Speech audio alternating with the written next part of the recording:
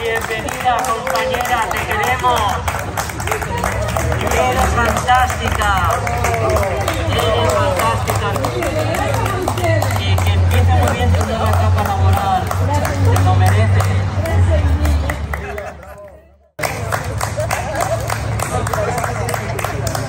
A estas dos personas lindísimas que tenéis también, a Ricard y a Tania y a todos, yo no estaría aquí en este momento, porque cuando salí de aquí salí muy destrozada, muy hecha un vidrio, y gracias a ellos me fueron recogiendo poquito a poquito hasta convertirme otra vez en la persona que soy ahora, y he podido conseguir la justicia gracias a Comisiones Obreras y a Arnold. Muchas gracias. ¡Bravo! Gracias a ti, te queremos.